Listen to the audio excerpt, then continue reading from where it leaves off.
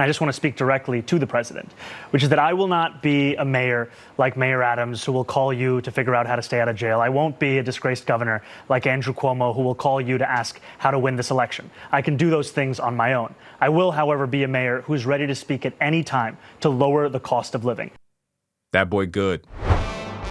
This is the Dollemore Daily. My name is Garrison Hayes, guest host this week, filling in for Jesse. It's good to see you. Okay, I want to jump into something that happened last night. Last night, Zohran Mamdani, Andrew Cuomo, and Curtis Sliwa hit the debate stage. And Mamdani did what I think is exactly what front runners in a race are supposed to do, especially in a three-way fight. You are supposed to stick to the message. You're supposed to turn the attacks of your enemies into opportunities for receipts, and you're supposed to make this race about the voters and the issues that they care about. You know, Mamdani has been building this very specific movement, one that doesn't have a ton of successful precedent. But he's been able to be successful in this race, I think in large part because he's able to stick to the message, and that's what I want to show you here. Watch this. Now, I agree with Police Commissioner Tisch in that we do not need the National Guard here in New York City. We do not need them for the purpose of safety, because if it was safety that President Trump was so concerned about, he would send them to the 8 out of 10 states that have the highest levels of crime in this country, but he won't because they're all run by Republicans. What New Yorkers... You know, I think it's important to point out that there has been some coordination between the Trump administration and Republican governors. You know, there's a decision that came down that said you cannot deploy the National Guard without the consent, without the cooperation of the governor of a given state. And I think that decision actually kind of shifted the way that the Trump administration has been handling this. At first, it really did seem as though the deployment of the National Guard, the way that they were using the military against U.S. citizens, was more or less based on vendetta. Oh, it's a blue state. It's a place that they don't really like me like that, so I'm going to send in the National Guard and put down protests and uprising, maybe under the guise, in the name of going after illegal immigrants or undocumented immigrants. And so, you know, I think that's where it started. But what we're seeing in Tennessee, where there's been a profound amount of cooperation between the president and the governor, is that the National Guard and the FBI and the CIA, essentially law enforcement, federal law enforcement, and the military, are being deployed or being threatened to be deployed in Memphis, which is a blue dot in a red ocean here in Tennessee, right? And so what you see is that it moves from being deployed specifically or only in blue states to now being kind of hyper targeted toward blue cities, even if those blue cities are in red states. Like, I can't imagine that the streets of Nashville, Broadway, where you have honky tonks and country music legends and all and these kind of like these bars and a ton of white tourists, I can't imagine that the president would deploy the military in force here in Nashville, in downtown Nashville. It would just kind of go against, in so many ways, the aesthetics of what, you know, the city and kind of the idea of what Nashville is for so many white people. Nashville is a wonderful place, and we have no problem with Nashville.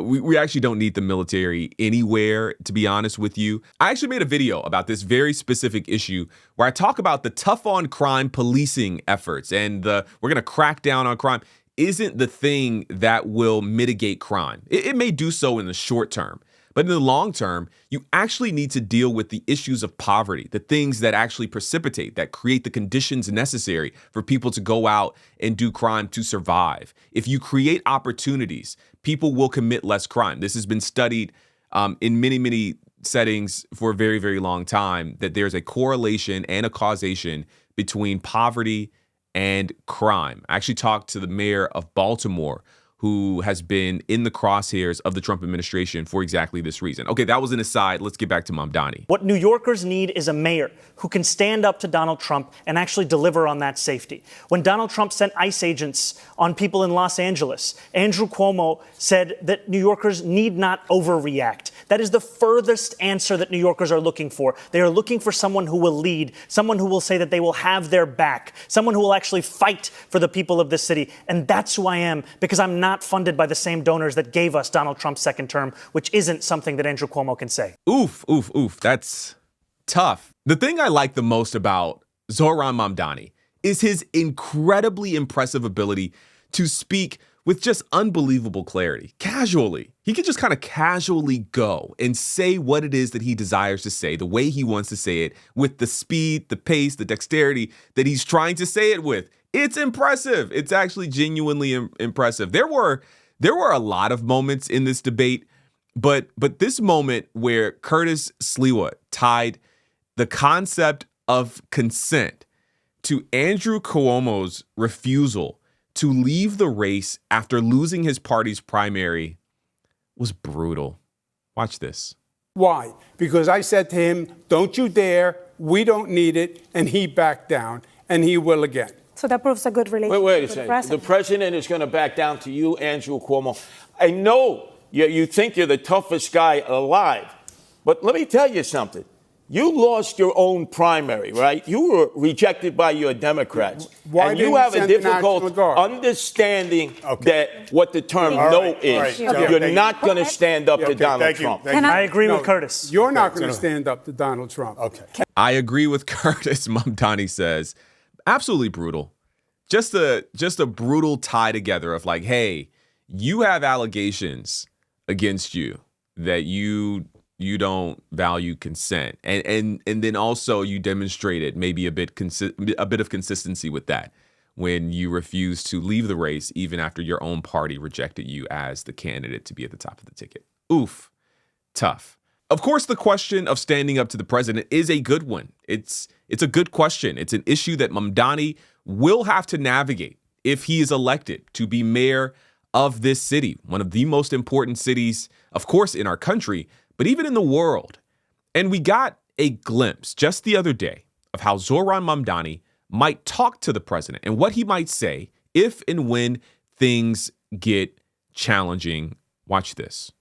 You know, I want to take this moment because you spoke about President Trump, and he may be watching right now. And I just want to speak directly to the president, which is that I will not be a mayor like Mayor Adams, who will call you to figure out how to stay out of jail. I won't be a disgraced governor like Andrew Cuomo, who will call you to ask how to win this election. I can do those things on my own. I will, however, be a mayor who's ready to speak at any time to lower the cost of living. That's the way that I'm going to lead this city. That's the partnership I want to build, not only with Washington, D.C., but anyone across this country. I think it's important because too often the focus on the needs of working class Americans, working class New Yorkers are put to the side as we talk more and more about the very kinds of corrupt politicians like Andrew Cuomo that delivered us into this kind of crisis. That boy good. That's all I'll say.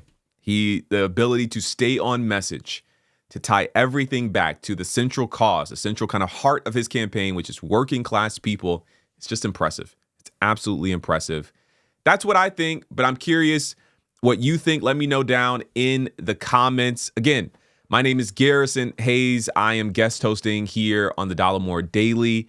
If you aren't subscribed to this channel, make sure you go down and subscribe. And I want to give you a little bit of an Easter egg. If you look to the right of the subscribe button just below, you'll also see the like button, and it probably just lit up as I tell you to like this video. It means a lot. It helps the videos go far.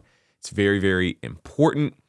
Of course, you can follow me and subscribe to my channel. I greatly appreciate it. There's a link to my channel at Garrison Hayes just below. You can find that link below.